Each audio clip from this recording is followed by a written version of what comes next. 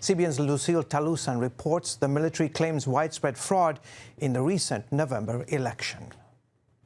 The cries of "down with military dictatorship" ring through streets of Myanmar's largest city of Yangon. Along with the protests, thousands demand the release of the government's leader, Aung San Suu Kyi, along with others of her party, the National League for Democracy. Demonstrators feel the military coup overturned the will of the people. The military called the November election fraudulent while failing to present evidence. We voted our government fairly and righteously. But this unfairness is ruling over the righteous, and it makes me and all of us, the civilians, sad and angry. The military might not care and might respond harshly toward the situation, but we will stand for what is right and will not back down. Our wish is that Mother Sue and the President will be released immediately, and democracy will be restored in this country. The ongoing protests are the biggest since the so-called Saffron Revolution in 2007, when tens of thousands of the country's monks rose up against the military regime. People here hope this civil disobedience will not turn violent like it did 14 years ago. The number of people killed by the military back then remains a mystery. Lucille Talusan, CBN News. Thank you, Lucille. CBN's chief international correspondent Gary Lane joins me now for more on the ongoing crisis in Myanmar. Gary, as we come on the air, the Biden administration is saying that they are going to levy sanctions against those who have taken part in this military coup. Tell us about that real quickly. Well, that's a big plus for the people of Myanmar. They were waiting to hear more from Joe Biden. Initially, they said his response was rather weak. But now he says sanctions will be applied on the members of this junta, those who did the coup, and also their family members. And what that means, George, is I think there may be less of a chance of live fire being used against the people there, the protesters. Up to this point, mostly water cannons, rubber bullets have been used.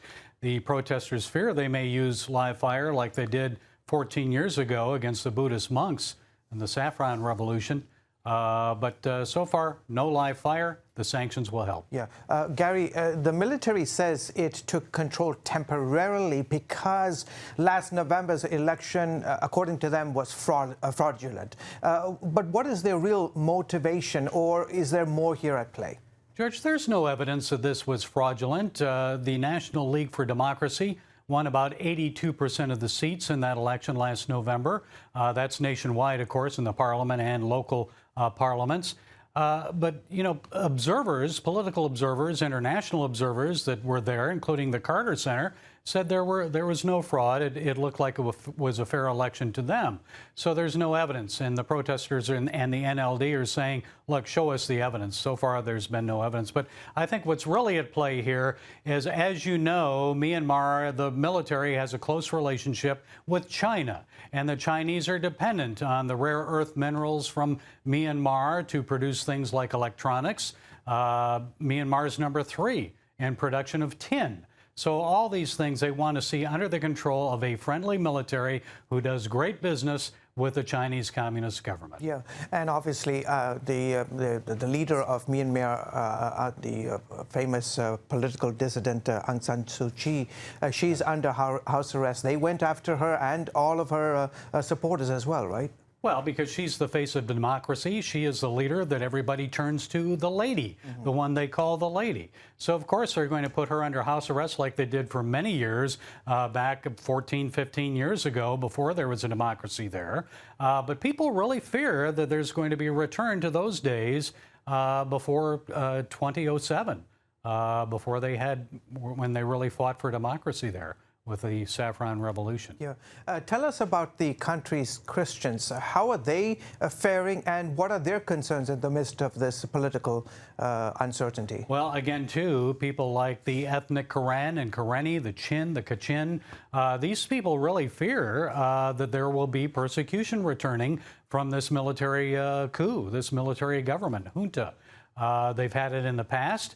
Their young men have been forcibly conscripted into the army. We've also seen women in villages raped, people killed, villages burned to the ground. They don't want to see a return to that, and they fear that could happen. So they're hoping the democracy and praying democracy will return. Yeah, and this is a military, Gary, as you know, you've reported on this, I've reported on this.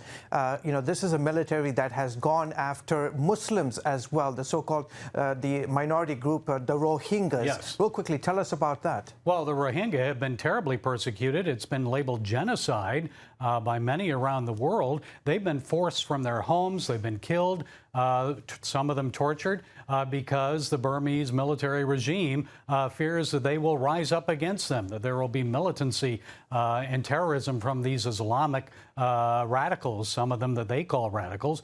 But women, children have all been killed, many forced into neighboring states, as you know, George. Similar approach the Chinese are doing with the Uyghurs as well. It's not just the Christians, the Muslims are getting clobbered as well. That's exactly right, and we need to make that point very clearly as well. Gary, as always, thank you so much for your insights.